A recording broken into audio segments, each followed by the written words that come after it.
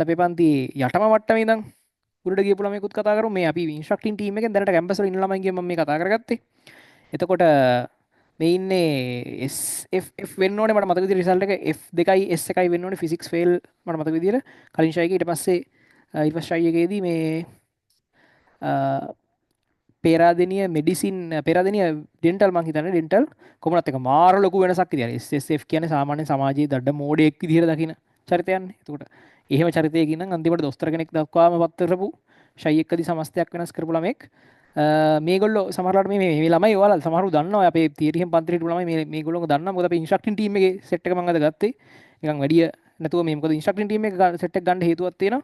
ඒ තමයි අර ඉන්ස්ට්‍රක්ටින් ටීම් එකේ කට්ටිය ළමයි ගැන දන්නවා. මොකද දැන් අපි සාමාන්‍ය පන්ති ඉගෙන ගත්ත වෙනත් ළමයෙක් ගෙනාවොත් එහෙම ඒගොල්ලෝ ළමයිගේ කතා කියන්න බෑ. දැන් ඉෂිනි ගත්තොත් එහෙම ළමයි කතා කිව්වා. දිනංජය ගත්තොත් ඒ ළමයි වැඩ කරන විදිහ ගැන කිව්වා. මොකද ඉන්ස්ට්‍රක්ටින් ටීම් එකේ කට්ටිය දන්නවා ළමයි වැඩ කරන්නේ කොහොමද කියන එක ගැන. එතකොට ළමයි වැඩ කිරීම ගැන දන්නවා මේ ඉන්ස්ට්‍රක්ටර් කෙනෙක් අපේ හිටපු රත්නපුර දිස්ත්‍රික්කේ කවිඳු කතා කරන්න කවිඳු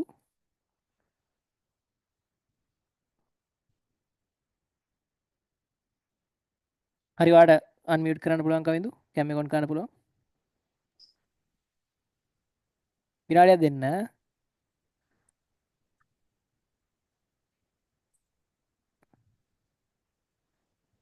කියන්න මම කවිඳු කවිද දිල්ෂාන් කියන්නේ කැම්පස් මාව එකේදී දන්න කට්ටියදී කැම්පස් නෑ එකේදී සර් මං ගෙදර ආවේ මේ දවස් ටික ගෙදර ඉන්නේ ආහා ආයේ හෙට යනවා හරි කියන්න මාව දන්න කට්ටියදී මෙතන සමහර අය කවිද දිල්ෂාන් මං ස්පෙෂල් මීටින් එකේ හැම බලපු අය අඳුරනදී මාව දැන්ට ඉන්න පේරාදෙණි ඩෙන්ටල් ෆැකල්ටි එකේ මම ෆ්‍රෙෂ් අයි කරේ ඇත්තටම 2021 ඊට පස්සේ සෙකන්ඩ් ෂයි එක 2022 කරන් තිබ්බට මං කරේ නෑ 23 තමයි ආයේ එල්වෙල් කරේ ෆ්‍රෙෂ් අයි එකේ තිබ්බේ F3ක් කියන්නේ තුනම ෆේල් එහෙම තිබිලා මං ආයේ 22 එල්වෙල් කරේ නැත්තේ ආයේ 23 එල්වෙල් කරන්න බලාගෙන නෙවෙයි එල්වෙල් කරන්න නැහැ කියලා ඉඳලා තමයි ආයේ 23 එල්වෙල් කරේ එල්වෙල් පටන් ගද්දිත් ඇත්තටම අයිඩියා එකක් තිබ්බේ නෑ මේ කොහොම ඉවර කරන්න පුළුවන් වෙයිද කොහොම මොනවා කරන්නද කියලා කිසිම අයිඩියා එකක් තිබ්බේ නෑ එහෙම තමයි පටන් ගත්තේ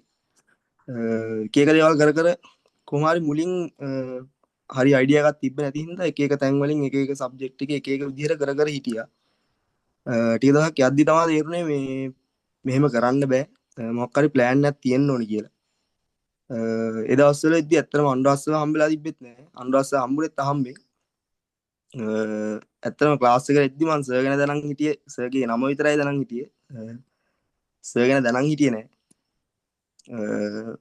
කොහොම හරි මාස 8ක් වගේ තමයි මට තිබ්බේ 23 එක්සෑම් එක ඒ වෙද්දි ඒ කාලය ඇතුළේ ඉතින් සෑහෙන්න මහන්සි වුණා ඇත්තටම නිදාගත්තේ නැති දවස් ගොඩක් තිබිලා දිනවට ලේසියෙන් කරේ නෑ ගොඩක් අමාරුවෙන් කරේ ඇත්තටම ගොඩක් අමාරු අන්තිම කාලේ මං ලෙඩත් වෙලා තියෙනවා නිදි මරලා මට නිදි මරන්න එපා කියලා තියලා තිබ්බ ડોක්ටර්ස්ලා ඒත් කොහොම හරි කරා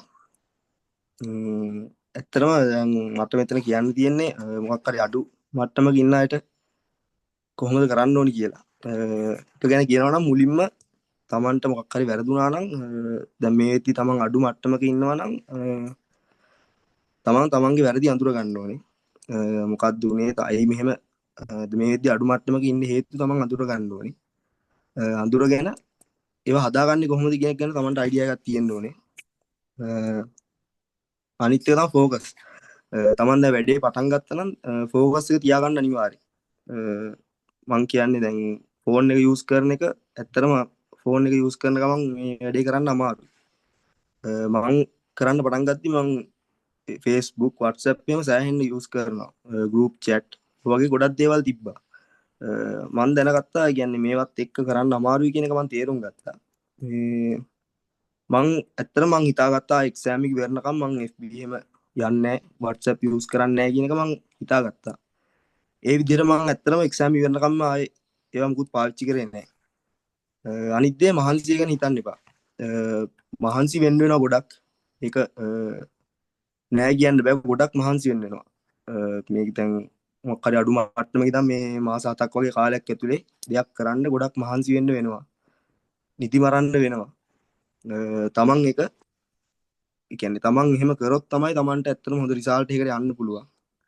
එහෙම කරන්නේ නැතුව ලේසියෙන් ඇත්තටම කරන්න බෑ. මහන්සි වෙන්න වෙනවා. ඒක අනිවාර්යෙන් කරන්න ඕනේ. අනිත් එක තමන්ට වෙන දැන් මෙච්චර කාලයක් තමන් හිටපු තමන් කරපු දේවල් තියෙනවානේ. ඒ විදිහ ඇත්තටම එක්සෑම් එකට ගැලපෙන්නේ නැහැ කියලා ඔයාලට හිතෙනවා නම් ඒක වෙනස් වෙන්න වෙනවා තමන්ට.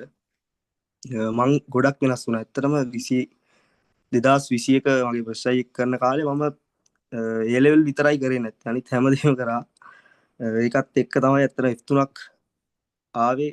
ඒකින්ද මම ඒක තේරුම් අරගෙන මේ ෂයි එකේ ඇත්තටම වැඩ කරපින් තමයි කරන්න පුළුවන් උනේ. ඒකින්ද වෙන දේවල් වලට අවධානය දෙන්න එපා. මේ වැඩේ ඇතුළේ මින් ඉතුරු මාස 7යි නම් ඒ මාස 7 සම්පූර්ණ ફોකස් කරලා එක්සෑම් එකටම ටාගට් කරලා ඒ විදිහට වැඩ කරන්න. එහෙම කරොත් ඇත්තටම තමන් මහන්සි වෙනවා නම් තමන්ට ඒකේ රිසල්ට් එක ගන්න පුළුවන්. ඒක ගැන හැම වෙලේම හිතන්න. තමන් වැඩ කරන ප්‍රමාණය අනුව තමයි තමන්ට එන රිසල්ට් එක තීරණය වෙන්නේ. අනිවාර්යෙන් මහන්සි වෙන්න.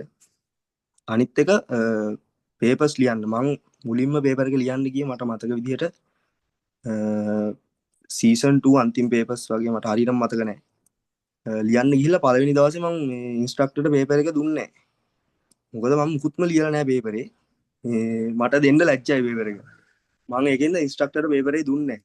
දෙන්න නැතුව මේ ටිකක් වෙලා ඉඳලා පේපර් අරගෙන නැගිටලා ආවම. ඊට පස්සේ ගෙදර ඇවිල්ලා මට ඒත් හිතුණා මේ දැන් මේ මෙහෙම කරලා අත්‍තරම තේරුමක් නැහැනේ. දන්න දේ හරි ලියලා පේපර් එක දෙනවා අනිත් දවසේ කියලා ඒ විදිහට දුන්නා. මට මතක විදිහට මං ලකුණු 10කින් 12කින් වගේ තමයි පටන් ගත්තේ. එක්සෑම් එක يعني පේපර්ස් ලියන්න මුලින් පටන් ගත්තේ ලකුණු 10කින් 12කින් වගේ.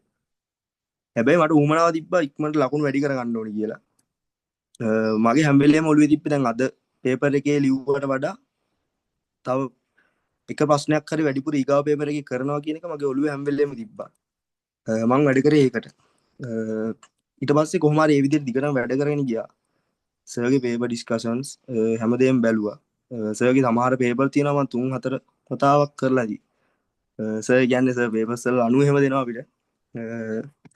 ඒකින්ද ඒ පේපර්ස් ආයෙ තුන් පාරක් අනිවාර්යෙන් බලන්න. හරියට කරන්න Tamanට ප්‍රශ්නයක් වැරදුනා නම් ඒක ආයෙ ඩිස්කෂන් එක බලලා ඒ තේරුම් නැත්තම් ආයෙ Taman තනියෙන් හිතලා බලන්න කොහොමද වැරදුනේ ඇයි වැරදුනේ මාකින් බලන්න ඒ විදිහට හරියට කරන්න. අනිත් එක සර් අපිට වැඩ කරන්න ප්ලෑන්ස් දෙනවා. සර්ගේ දැන් මීටින් එකේ කලින් කිව්වා වගේ ගොඩක් ඒවා සර් කියනවා මම ඒ කියපු හැමදේම වගේ මම ෆලෝ කරා. ඇත්තටම සර් කිව්වා වගේ ඒක මේ සර් නිකන් නෙමෙයි කියන්නේ.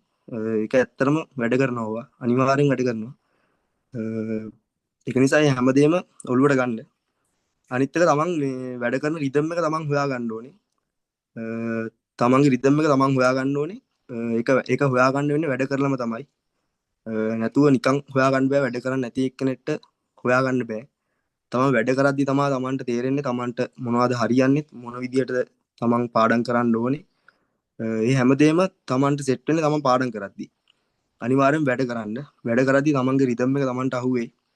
ඊට පස්සේ රිද්ම් එක දිගේ අපිට ඇත්තට මහන්සියක් දෙන්නේ නැහැ. ඒක හොයාගත්තට පස්සේ ට්‍රැක් එකේ ගානට යන්න පුළුවන්. ඒ විදිහට තමන්ගේ රිද්ම් එක හොයාගන්න. ඉස්සරහට ඕගොල්ලන්ට සර් ගොඩක් දේවල් තව කරන්න තියෙනවා. Practical night, T time session, MCQ days, final papers, guest papers වගේ ගොඩක් දේවල් තියෙනවා ඉස්සරහට කරන්න.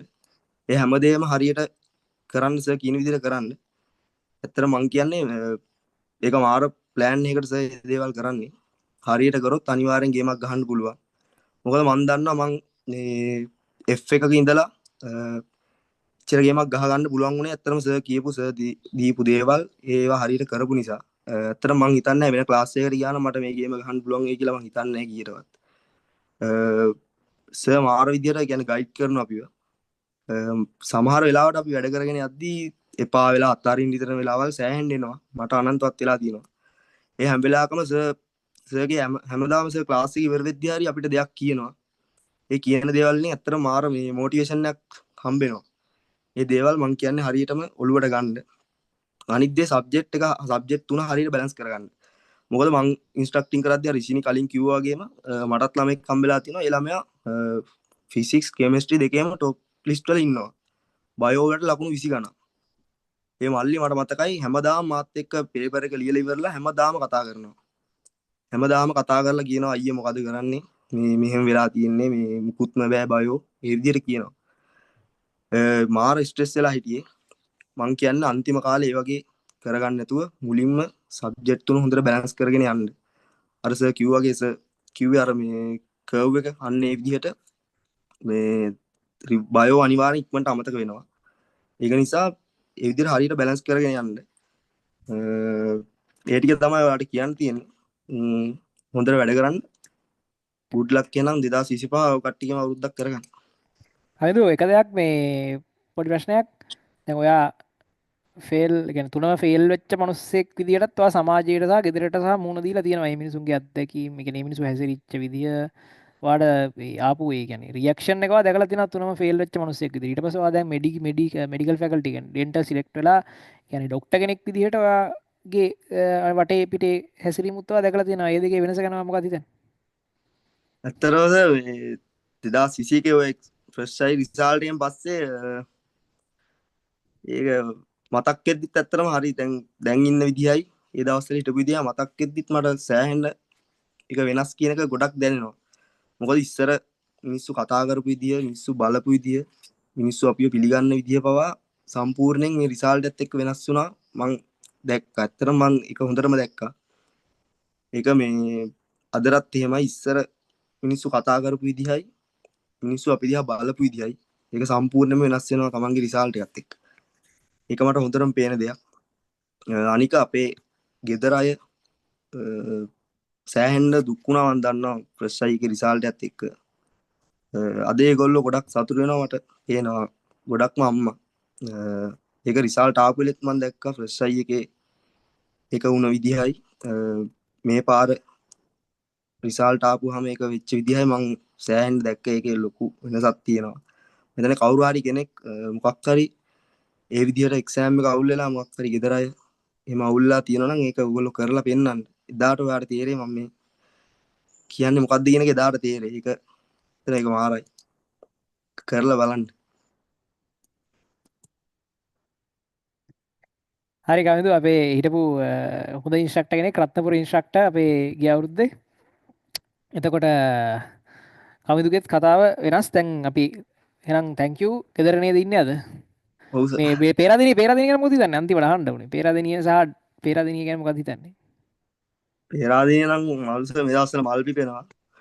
බ්ලූමින් සීසන් නේ. ඔව් මේ දවස්වල මල් පිපෙනවා අපිට. තාම වැඩි බලන්න නම් යන්න හම්බුනේ නැහැ කැම්පස් එක. පුදුම හතක් එහෙම තියෙනවා. ලස්සනයි කැම්පස් එක. හැමෝම ගොඩක් අය ආසයි පෙරාදීනට ඇවිල්ලා බලන්න. හරි. හරි. එහෙනම් හරි ජයවා. thank you Kamindu.